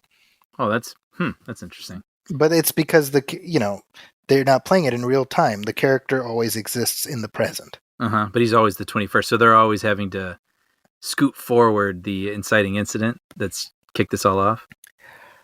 I guess so. I mean, I guess when you think about it, they don't necessarily have to even refer to it like specifically, right? All you have to say is, well, the first Phantom was back then, you know? Mm-hmm, you don't even have to necessarily put a date on it. Right, sure. This scenery is just beautiful. I mean, look at this. Mm-hmm. I mean, think about it. This cost $40 million, whatever, because they shot it in Australia. Oh, if they shot it stateside, it would have been 60, 70, 80 million. Oh, I see what you're saying. Yeah. Like it was cheaper. Right. I mean, that's like 40 million is pretty good for a movie like this in 1996, right? Yeah. Batman, what did that cost? Like 30 million? It feels right. I know right? Terminator 2 was 100. That was the first movie to cost 100 Yes, million. That's right. Those halcyon days where that was a lot of money. Yeah, right. Now we see here the Michael Keaton Batman Returns thing where he takes his mask off and the eye makeup is gone. Yeah, so he has one of the like a sort of Zorro mask on, right? Yes. But he has the eye holes are quite large, so it's like there's this black eye makeup around his eyelids. But so when she wants to see him without the mask on, he's got to take it off. So I was like, well, when are they going to cut? Right, and then they cut and then come back and then no eye makeup. the cut here is better than in Batman Returns. Right. Where I don't know if you remember that because I do. we cut back and it's very obviously like he doesn't have the eye makeup on. Yeah. And you're like, well, that's a mistake, obviously. Yeah. I think we need to acknowledge the reality that they got to do the panda eyes. They have to put the makeup on first before they put the mask on. Mm-hmm. I want to see that acknowledged. Again, in the Christopher Nolan movie, to put the black makeup for advanced infantry. I guess everything's advanced infantry. Right. Keep shimmer out of your eyes in the field. You have to wear this pantyhose. We developed it for the infantry. It's all right. They said they wouldn't, but we built 2 million sets of these. So Right. This girdle here, like Infantry. Infantry. That's right. Very good. So here we are at the end of The Phantom. This is your second time in like 36 hours watching this movie. Yeah, I don't think it's one I'm going to go back to a lot personally, probably, but I enjoyed it. And I could definitely see showing my kids this movie someday. Oh, Robert Evans, produced by Robert Evans. I was like, hey. And Alan Ladd. Yeah. It's like, save a pretty penny shooting in Australia. You bet. Oh yeah, he talks about it in The Kid Stays in the Picture. Does he? Wouldn't that be funny? Like, I didn't know if you were making a joke or not. I haven't heard it, but I almost wish he would now. Me too. And then after making The Godfather, I wanted to make The Phantom. And it'd be funny. He spends like 3 minutes talking about The Godfather, and it's like 37 minutes talking about The Phantom. Right. Like, wow, they really misread what the audience wanted to hear. Right. That's hilarious. I like all his B-roll too over the credits. I know. I was just thinking. It's like, well, it's gorgeous. Why not? Hey, we shot it. Yeah. And it ends with like this whole sequence ends with the close-up shot of the Phantom from the very beginning of the movie, where he lifts his head up. But they just played it in reverse. So now it's him going to bed, I'm assuming. I don't know. But he's it's like coming up right here. Right.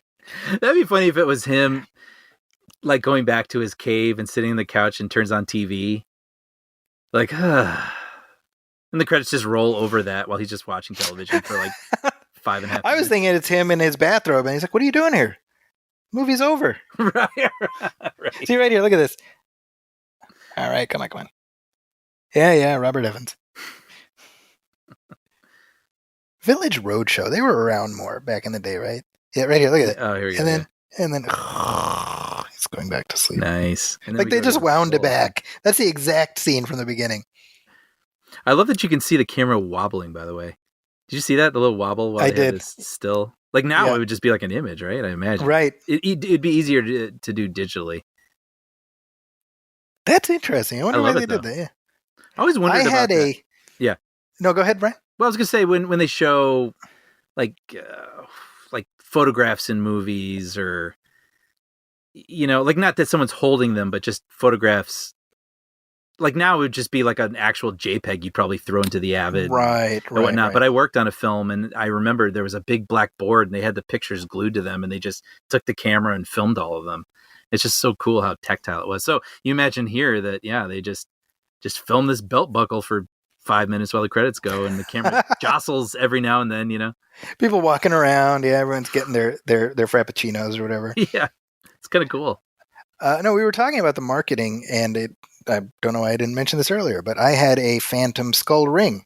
Oh, really? And it was a beautiful cast out of metal. Wow. And I wore it for a long time. Wait, when I knew you? I may have 99? Had it when I may have had it then. Okay. You know what? Let me put it this way. I definitely had it. It was in my possession. I don't know if I was like wearing it. Okay. But I definitely had it because it got lost when I moved from Chicago to California. But I know. I wish I still had it, you know? But it was a really cool, it was like a replica of the one in the movie. Oh, that's cool. And that was a ring that was given out at the movie theaters. Oh, wow.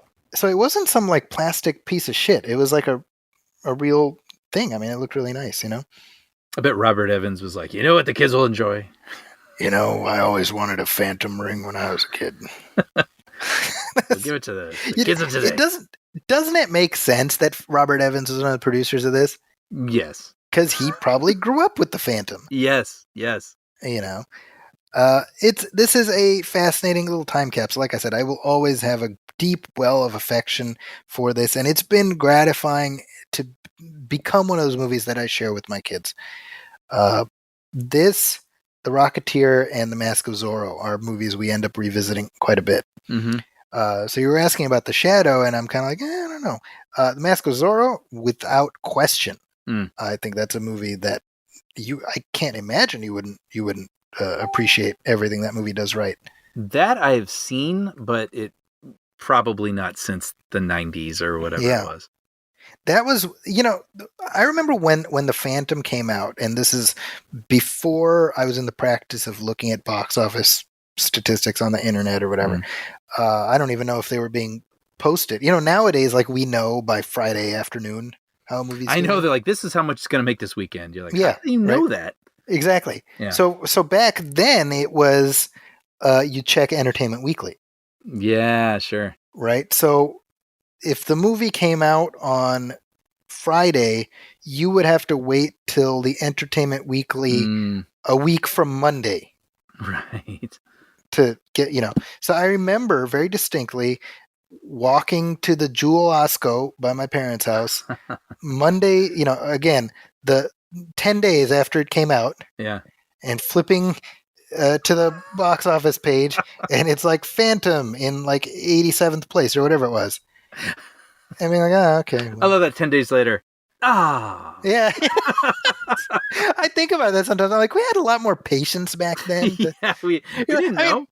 I mean, when you think about it, like, because and this is pre-pandemic, not so much now, but pre-pandemic, I would check the box office. I'd be like, oh, it's Friday. It's Friday at 12:01 p.m. I'd better, if I'm not checking box office, then whatever am I doing, right? And back then, it's like, you can wait 10 days and you just live your life. You do 10 days of living before you even find out a single thing, and does it matter? Not even a little bit. Yeah. But I have such a clear memory of that, of going to the Jewel, looking up the Phantom's box office, and walking out with my shoulders slumped. That's so funny. It's so by contrast, I remember, 2 years later, checking the box office for The Mask of Zorro. Oh, okay. And being excited because it actually opened well and it did well. So yeah, that's my memory. That's my memory of both of these movies. Yeah. I hope we can come back and do a Mask of Zorro commentary. I'd be very interested to hear your thoughts on that, because to me that is one of those movies where, man, it's amazing how well it turned out. Yeah. I remember liking it. I don't know. Yeah. I'm back.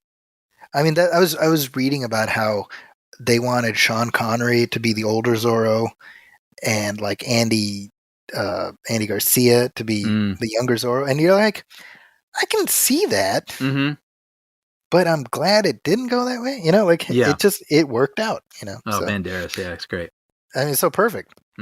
But anyway, that's enough about The Mask of Zorro. We may get to that. We may not. Don't pressure us, people. But this was The Phantom. So thank you, Brian, for indulging me as we talked through this. I'm trying to think. I think it was recently Masters of the Universe, right? That I was like, I didn't get there at the right time, and watching it now was like, I was like, I can appreciate parts of it, but as a whole, I was like, kind of a thing. But I really, this was a really fun, lost little gem. Yeah. So I'm happy to be introduced to it. And I'm glad I did not waste your time twice over. No, finding these sort of 90s movies that I missed, I'm enjoying that. Well, hopefully we will have more things to unearth, and folks, as I always say, if you've got something you'd like us to give a look to, we're happy to take your idea under advisement. I'm not committing beyond that. I'm not committing past that, but hey, it'll be looked at by somebody. It'll be looked at and considered. If you don't hear from us, you'll know. But thank you, Brian, for watching, and thank you everybody for listening. If you have any questions or comments for us, as always, please hit us up via email at moviefilmpodcast@gmail.com. You can also hit like on our Facebook page, facebook.com/moviefilmpodcast. Please send us your questions or comments there. As always, please go to Apple Podcasts and leave a review, leave a star rating. Every little bit helps. And with that, on behalf of my partner Brian Hall, my name is Zaki Hassan. This has been the Movie Film Podcast commentary track for The Phantom. We will catch you next time. Thanks, everybody.